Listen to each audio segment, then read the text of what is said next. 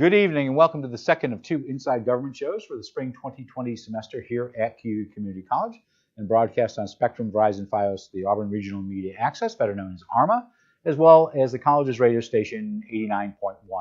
I'm your host, Guy Cosentino. We are delighted to have in the studio is our second guest of the season, but also on the first day, the Superintendent of Schools, Jeff Pirozzolo, who we've asked to give us an update on a number of fronts. Obviously, COVID is the chief issue of the ongoing pandemic, but he has had a busy couple of months since he was here in November, including controversy over a book in the high school library, the appointment of a replacement board member who recently resigned, and on top of all that, he has some new budget numbers because of the recently released New York State budget. Welcome back to the studio. Thank you for having me, Guy. Again, second choice after Mayor Quill. Mayor Quill won last year because there was a snowstorm. So yeah, he couldn't make it. Yeah, you won because of default. So at this stage, not that we're not exhausted by COVID, what are the district numbers? And I know you do on Fridays mid-afternoon, you send out a note to parents and give numbers, but where are we in relation to COVID at the Auburn School District? Well, since our health department really is not quarantining and isolating, and not doing contact tracing. Right. It's not really mandatory to report anymore. So we get straggling numbers, maybe 5 to 8 a week. But again, I think that we're moving forward to treating this more like the flu. If you don't feel good, stay home. When you feel better, you come And in. You're stressing that all the time. Correct. If you do not feel good, whether you're an employee Correct. or a student with a parent with a student, stay home. Correct. We still ask students if they test positive to have parents please send the results to our nurses in our buildings. I don't know if it's happening all the time now. So walk me through. So say I am a 9-year-old little boy right now, and I have been vaccinated, but my desk mate to my right has not been vaccinated, but is ill and tests positive. What happens to the little boy to the right? What happens to me? And what happens to the little girl to my left?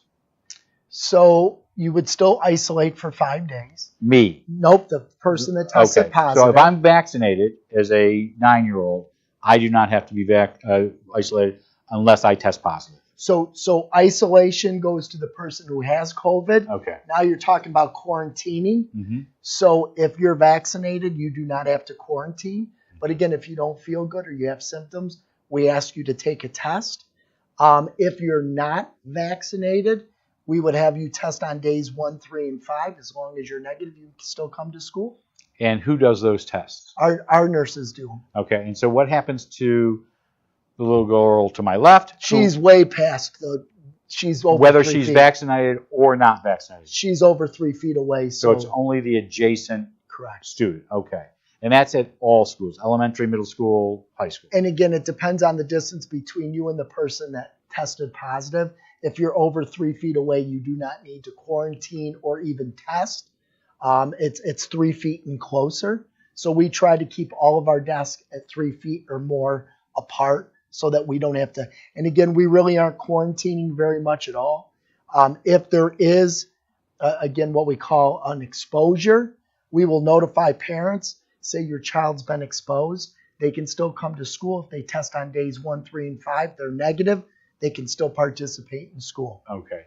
So you don't have any short-term worries. I know we had Omicron going up, and while deaths are still high here, you do not have and we'll have Kathleen Cuddy here on Thursday, you do not have a short-term concern that you'll have to go remote because of COVID. No, I do not. Busing's a different situation. Correct. We'll talk about that in a few minutes. So I mentioned the county is not doing contract tracing. Does that mean that you are? So we're not doing, again, school districts do not have to do contact tracing. This is the guidance, right?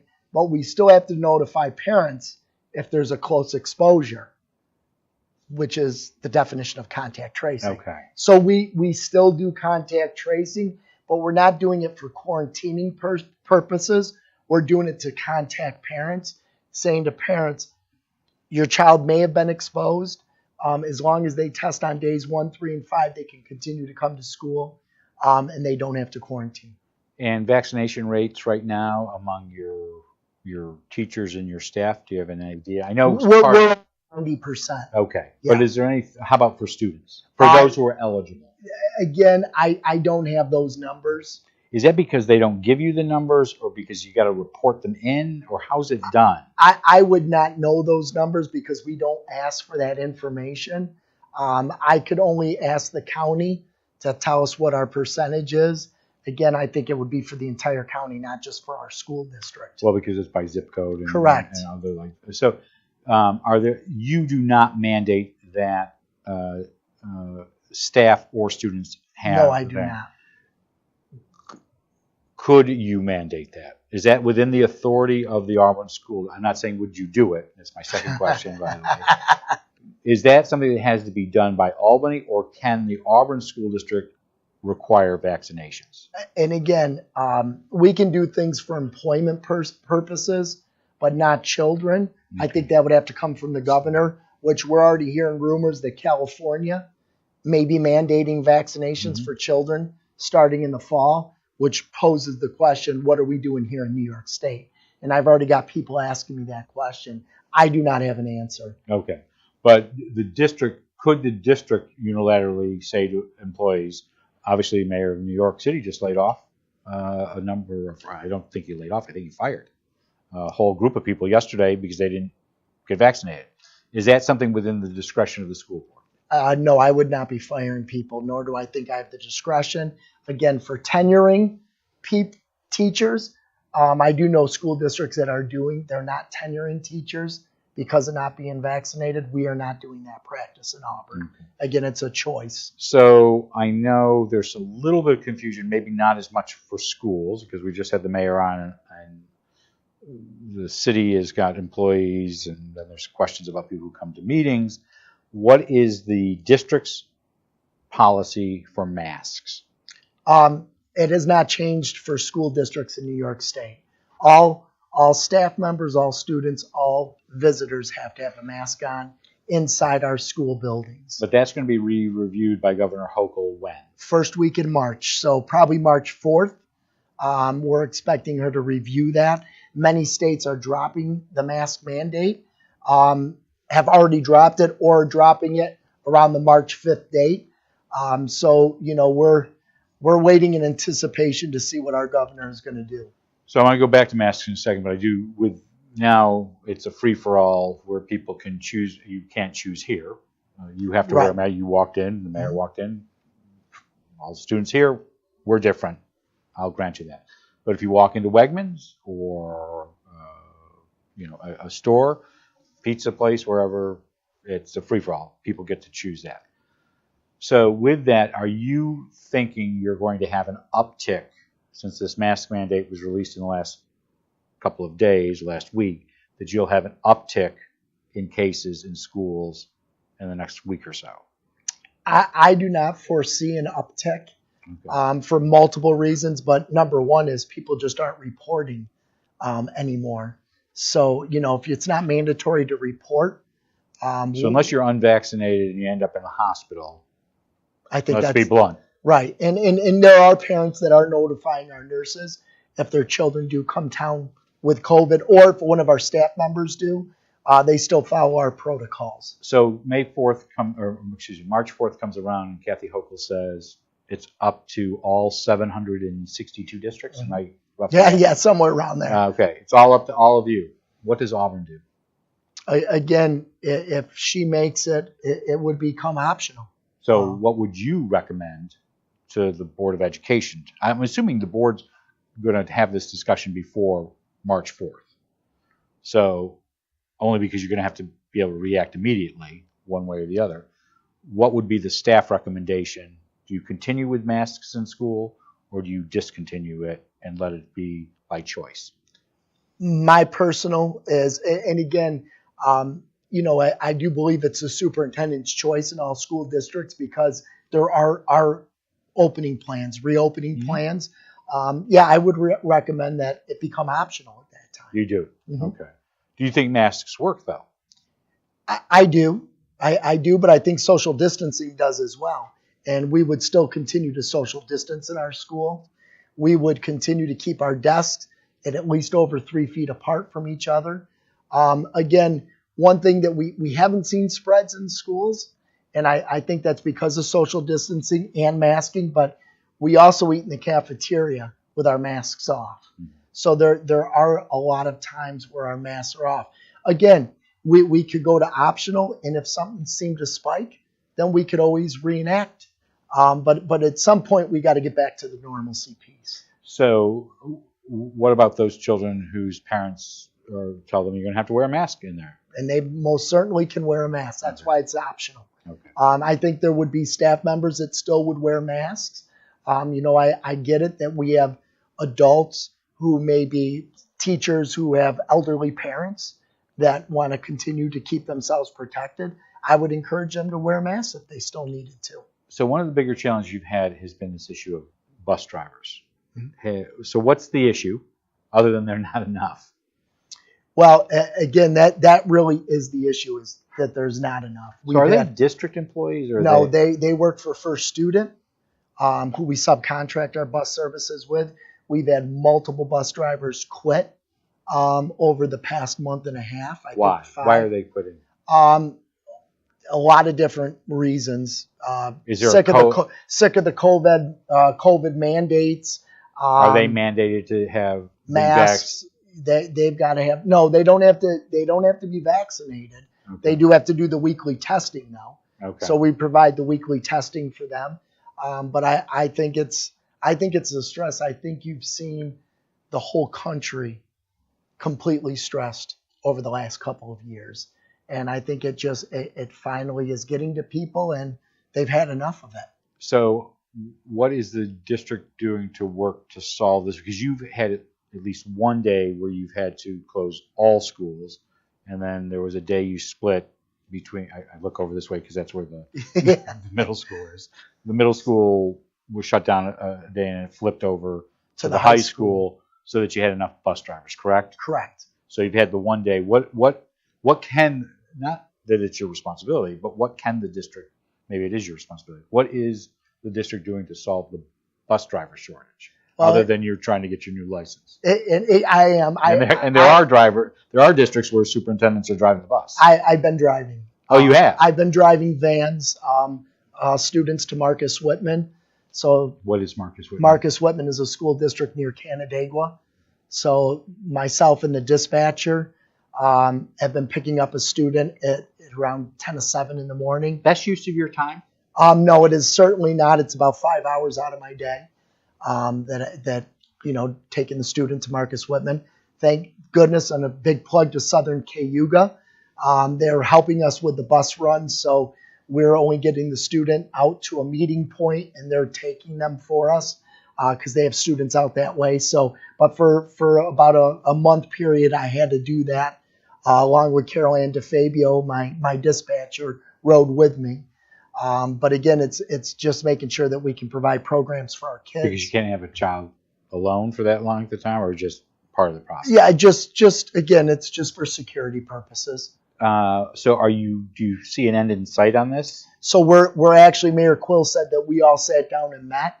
I'm working with Jeff Digert to see if possibly we could get some off-duty firemen or garbage truck drivers, snow plowers that have their CDL license to help us when we need more drivers. So we're trying to work out a way where the city and the school district can partner to give us more drivers. So another item that's been in the regional media, but I don't know necessarily here, is there a shortage of teachers? There's been a shortage of teachers for quite a few years now. It's specific technology teachers. Well, I was going to say there's specific to specific funneled classes, tech teachers, a specific language. Yeah, languages, math at the secondary level, special education at the secondary level. So that's just so that's not a COVID-related issue right now. It's more of we've always had this issue. It's just multiplying now. Yeah. What is the book All Boys Aren't Blue about? It is about a young man who, it's a memoir of his life. He is a person of color and is gay, and he pretty much tells his whole story. So you have in the last month or so, you have received, it might be a little bit over a month, but you have received a complaint that it is in the high school library, correct? Yeah, we've had about 8 complaints, written complaints. At first, they were not written complaints. Correct. Because interesting enough, when there were no written complaints, nobody had taken out the book. Correct. The book had not been taken out from now that September you have written through, complaints, there's a waiting list of at least 10. Am I correct on that? Correct. So, which is interesting in its own, if you think that out. So how has the district responded to this complaint or any time? Have you ever you've been with the district now how long? Since 2004. Okay, so in 18 years, have you ever had a complaint about a book? No, never. Okay, so what's the district's policy and thus plan to deal with a complaint? Do you have to be a parent to complain, or can you be just anybody? Actually, out of the 8 complaints, 2 complaints were from parents. All the other ones do not have children in our district. So they have grandchildren now. Do they have standing? Yeah. They do. Yeah, okay. Yeah, So anybody can put a complaint. No, I just didn't know if there's a policy. Nope. You have to have a child. No. So you could have a child in the elementary school and still complain about a high school Correct. book, and vice versa. Absolutely. Okay. So district responded. Did you have a 2004, oddly enough, the year you started, policy? What is the policy? So the policy is when a written complaint comes to the superintendent, I put together a committee. So who will sit on the committee? So that has to sit on the committee is the high school librarian and the high school principal. Okay. So I believe there's 10 people on this committee that we put together. They met for the first time yesterday afternoon. The committee is going to read the book. And have you read the book? I have not read the entire book. Have you read? Well, okay, then have you read the 10 Correct. specific pages? Correct. Yeah. I thought the last story I read, one of the complaints is, maybe it is not one of the complaints, but somebody said they're fine with the book except for 10 narrow pages. Yes, because it's sexually explicit. Okay. So they will read the book. So are you buying extra copies of the book? We did. We did. Again. Yep, we did. Okay. Yep, exactly. So the committee then, are these open meetings for this committee? Yeah, I mean, pretty much all of our committee meetings are open. Okay. So what will the committee do? The committee's going to read the book, and then they're going to come together again after February break. I don't know if they've set the date or not. And they are going to go through and they're going to review the policy to see if the book meets the requirements of the policy. They'll make a recommendation on whether the book should stay on the shelf or we should look at removing it.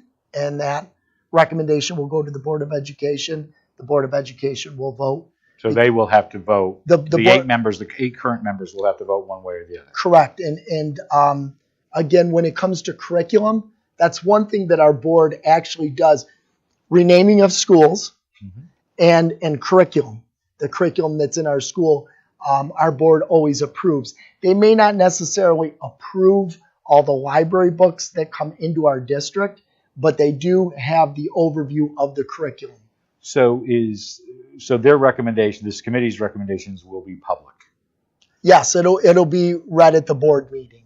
And so you'll get that, and then if there's a determination, so oddly enough, after the last story in the Citizen that ran on this, Nightline did a special. I don't know if you heard. No, I didn't. With the author. Okay. And with a parents group, a national parents group, because apparently this is a national issue, which I'm sure the guy's publisher is loving because all it does is sell books for him. And he's already said that. He's on his 5th edition already. Right. So in that particular case, the question has been asked of those parents, and I would ask you the same question. Can a parent say, I don't want my child to take this book out? Absolutely. Okay. So again, so there are steps that a parent can take right to make in sure. English classes. Sometimes we may read a controversial book to do a project or a report on. We usually send notifications out. If parents wish not to have them read that book, we will pick another one for the student. The same thing in the library. Again, parents have the ultimate say in what their children should be doing or should not be doing. So you also got in the last 3 weeks budget numbers from the governor.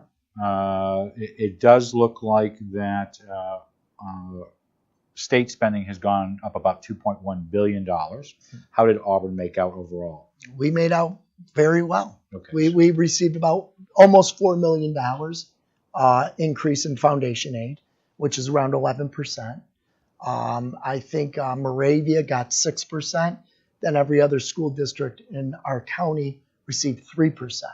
The reason is because they're already fully funded. So let's take foundation aid first and then go to other, because in essence, it looks like you're going to get about $8 million overall when you take foundation aid plus other aid, correct? Not quite that high. Okay, because I have regular aid. I have a 9% increase for the district at $14.3 million. Yeah, or 4.3 million plus the 4 million for the 11% increase. So that's about 8.5. Yeah, we're going to get about a $4 million overall. Okay, all right. So let's deal with foundation aid first.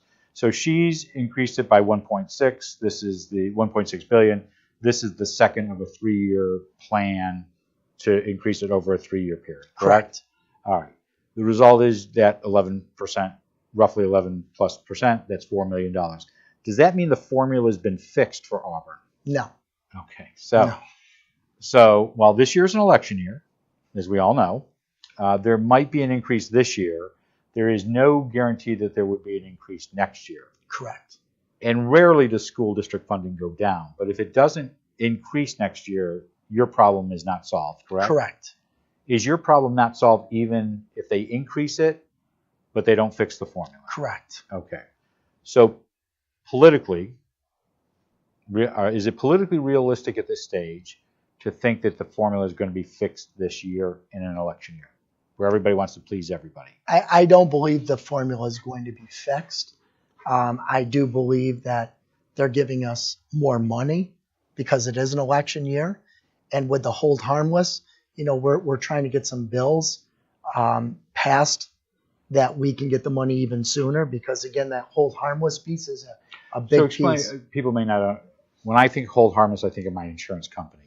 Explain, hold harmless for government funding is different. So if we're receiving $35 million in foundation aid, the next year they can't lower that. So we'll always at least keep $35 million, even if it's frozen. They won't take it away from us. That holds us harmless, that we're not losing money. The problem is for a school district like Auburn, when you've been underfunded for 12 years, 1 year doesn't make a difference.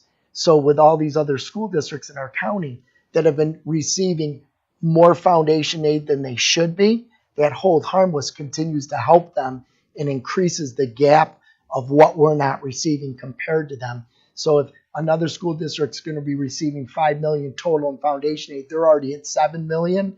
We're $8 million under what we're supposed to be getting in foundation aid. So that hold harmless just keeps you from losing. And your hope is that will be passed. Correct. Well, yeah. Is absolutely. that a permanent passage of hold harmless or just a temporary each year? Well, they haven't changed it many years. We've never seen a school district get less money. So where are you in the budget process right now? We have a budget workshop this evening. Okay, so today's the 15th. Does that mean that there's a budget that's being presented to the board? No. When will the public and the board get a budget? Probably in end of March, early April. So whether you're getting my 8 or your 4, it doesn't matter. But your 4, if you're getting about 4.4, 4.3, do you see in this new budget, you do not see that you will have to make staffing or budget cuts in that, correct? No, but I believe we'll be using a lot of fund balance. You will still. Mm-hmm. So do you see any new initiatives being unveiled at this stage because you just don't have the money for it? Well, there's some things I'm going to try to reshuffle, some programming and some staff.